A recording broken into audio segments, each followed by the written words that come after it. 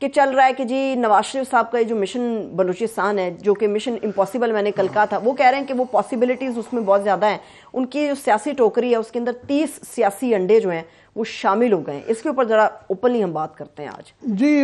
Depend کرتا ہے کہ آپ اس کو اخلاقی نظر سے دیکھ رہے ہیں، سیاسی نظر سے دیکھ رہے ہیں. سیاست کے اندر بھی اخلاقی پہلو تو ہوتا ہے، اس کو نہیں نکال سکتے. پاکستان میں اب رہ تو نہیں گیا. آف کورس اگر آپ نمبرز گیم میں جائیں تو اس سے ایک تاثر بن گیا ہے کہ جناب یہ انڈے سارے جو ہے نا نواز شریف صاحب کے ٹوکرے میں ہی جانے ہیں، اور جس سے یہ بھی ہو گیا کہ وہ لاڈلے ہیں اور وہ بڑے بڑے نام آ گئے ہیں. آپ ہی نے مجھے بتائے تھے کیا سپر لاڈلا، لاڈلا، سپر لاڈلا، لاڈلا سپر میکس، سپر میکس لاڈلا، سپر میکس. اچھا ہے. تو بہرحال وہ لاڈلا کا ابھی ایک زمانے کی بھی بات ہے نا، شاید تھوڑی سی ہوائیں جو تبدیل ہوئی ہیں، لوگ بہت تنگ آ گئے ہیں اس پہ، اور یہ بہت کروڈلی ہونے لگ پڑا ہے. بلوچستان کی آپ دیکھیں ہمیشہ سے وہاں پہ سرداروں اور نوابوں کا ایک نظام ہے جو کہ میں سمجھتا ہوں بلوچستان کے سارے مسائل بھی اس کی وجہ سے ہے. سب سے زیادہ کرپشن بلوچستان میں ہے، سب سے زیادہ جرائم، سب سے زیادہ یہ جو انسرجنسی ہیں اس لیے کنٹرول نہیں ہو پاتی ہیں کہ وہاں پہ یہ افراد ہیں. یہ ہمارے سامنے یہ جو نوابین اور سردارین تھیں، اگر آپ انگریزوں کی کتابیں پڑھیں، فار ایگزامپل سینڈمن صاحب کی جو سب سے بڑی اتھارٹی تھے کتاب، انہوں نے بتائی بھی ہے کہ جناب یہ کس طریقے سے یہ تمام نواب و سرداروں کو وظیفہ دیا جاتا تھا. تو اس سے پتہ چل جاتا تھا کس نواب کی، کس سردار کی کتنی اوقات تھی. تو کسی کو 50 روپے، کسی کو 100 روپیہ، کسی کو 150 روپیہ. اور وہ جب آتے تھے تو لائن میں جب وہ دورے پہ نکلتے تھے نا گورا بہادر، تو سب یہ جا کے تعظیم کے لیے پیش کیے جاتے تھے. اور یہ میں حال ہی کی بتا دیتا ہوں، بھی پرانی بات نہیں ہے، کہ اسلم رئیسانی صاحب، پھر یہ بھوتانی صاحب ہیں ایک، وہ اسپیکر بھی تھے، منسٹر بھی رہے، اسلم بھوتانی صاحب صوبے میں بھی، فیڈرل گورنمنٹ میں بھی رہے. تو یہ بھٹو صاحب سے نواب اسلم رئیسانی کے والد گوش بخش رئیسانی،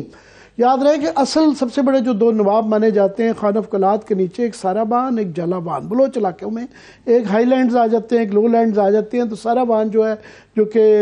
ہائی لینڈز کہہ لیں، اس کے نواب بخش رئیسانی تھے، اور ان کے صاحبزادے اب اسلم رئیسانی صاحب ہیں. تو ایک دفعہ انہوں نے پرائم منسٹر بھٹو صاحب نے ان سے پوچھا کہ مانگو، کیا مانگتے ہو؟ تو انہوں نے کہا جی میرے بیٹے کو نا ایس ایچ او ڈائریکٹ بھرتی کروا دیں.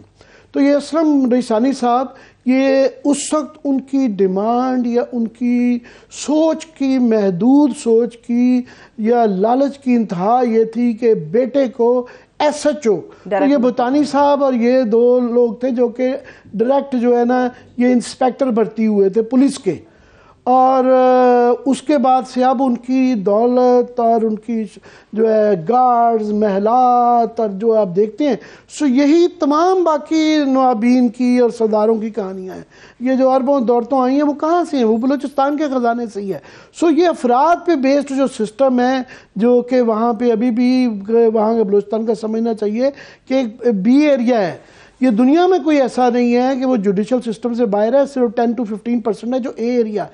کا مطلب ہے جہاں کے انتظامیہ اور عدلیہ کی جورسڈکشن ہے، ان کا اختیار ہے. باقی آج بھی ٹرائبل سوسائٹی ہے، ہم نے فاٹا سے تبدیل کر دیا، ختم کر دیا، مگر یہاں پہ ابھی بھی ٹرائبل ایریا جو کہ لیویز ہے، لیویز کے نظام کے اندر اگر وہ اچھا ہو، کمیونٹیز پولیسنگ اچھی چیز ہوتی ہے، دنیا بھر میں، امریکہ میں بھی کی جاتی ہے، مگر یہاں سرداروں کو یہ کوٹے ملتے تھے اور ملتے ہیں، ان کی مرضی کے لوگ آتے ہیں، ان کے نام پہ پھر وہ ہوتی ہے، بلدیات کا الیکشن نہیں ہونے دیتا. یہ اوورال میں بتا رہا ہوں. اس بیک گراؤنڈ میں پہلے یہ افراد تھے، مگر اب اس کو آرگنائزڈ شیپ دے دی ہے کہ اب وہ جو ہے باپ پارٹی جو بنا کے ایک پارٹی بنا دی گئی. اب اس سے باپ پارٹی ایک، میں سمجھتا ہوں ایک بہت تانا، ایک گالی بنتی جا رہی ہے کہ ایک مذاق بن گیا. یہ وہ بیٹری بنا دی ہے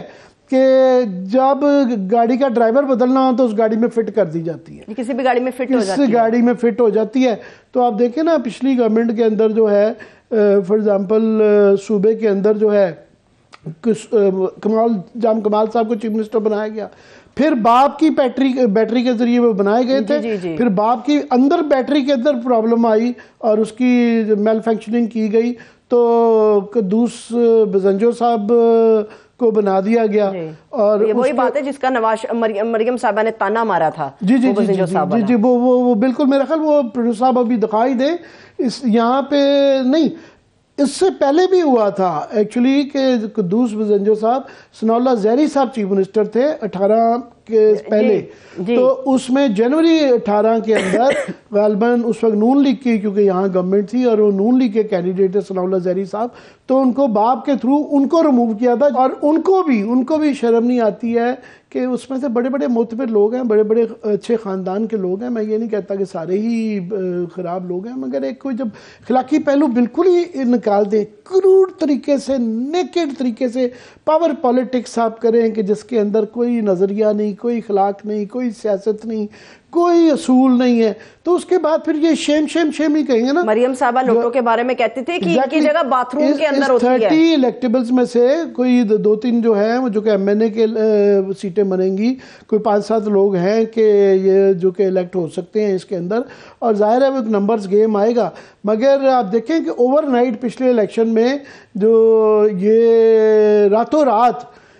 یہ 65 سیٹیں ہیں ٹوٹل بلوچستان اسمبلی میں، اس میں سے سب سے بڑی پارٹی یہ بن گئے 24 سیٹیں لے کے، باقی ملا جلا کے گورنمنٹ بنا لی گئی، سو سب سے بڑی پارٹی بن گئی، اور سب پارٹی بننے کے بعد یہ بن جاتی ہے، ٹوٹ جاتی ہے، پلاسٹک کی طرح کے ایک فلیکسیبل وہ انہوں نے کر دیا ہے کہ الاسٹیسٹی ربڑ کی پارٹی ہے کہ یوں کر لیں یوں کر لیں یوں کر لیں، تو سو یہ ایک قسم کا ان کو اس کا الیکٹورلی یہ بینیفٹ آ گیا ہے کہ جی چلو جی یہ لاڈلا ہے، مگر پھر یہ لاڈلا کہنے پہ برا نہ بنائے، اور اس کا جو اخلاقی طور پہ برا اثر پڑ رہا ہے، جو اوورآل ایک میسج جا رہا ہے پورے پاکستان کو کہ جناب یہ لاڈلے کے ذریعے یہ لے رہے ہیں تو نہیں ہے۔ دوسرا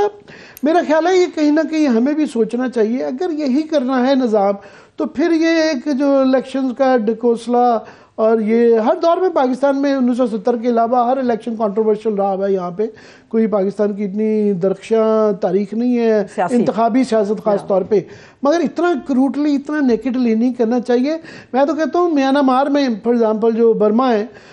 اس کے اندر جو ہے کوٹا ہے اسٹیبلشمنٹ کا کہ اتنے % جو ہے نا ہماری سیٹیں ہوں گی، تو یہاں وہ اس کو فارملائز کر لیں،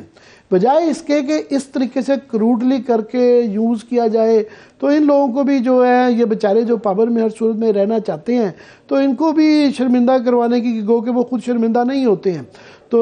کوئی شرم یا نہیں۔ پھر اس کا آپ دیکھیں نا ہر سینٹ کے الیکشن کے اندر جو ہے سسٹم سارا سے اب یہ سطحی چیزوں میں کاسمیٹک ریفارمز ہو رہے ہیں کہ یہ ٹھیک کریں گے وہ ٹھیک کریں گے، یہ چھاپے لڑ دیں گے وہ چھاپے، اور بھائی ایک سب سے بڑا پرابلم تو جب آپ خود کریں گے تو سینٹ کی سیٹیں پھر ظاہر ہے جو جس طریقے سے سنجرانی صاحب بنے اس کے بعد جو سینٹ کی سیٹیں ہوتی ہیں، نون لیگ کو یہ جو مریم بی بی کی تکلیف تھی اس لیے تھی کہ ان کی جتنے M N A on paper تھے، ایم پی اے پیپر تھے، سینیٹر ان کے 1-2 بک گئے، اس طرح سے نہیں جو ہے وہ باپ پارٹی کی وجہ سے ہوا۔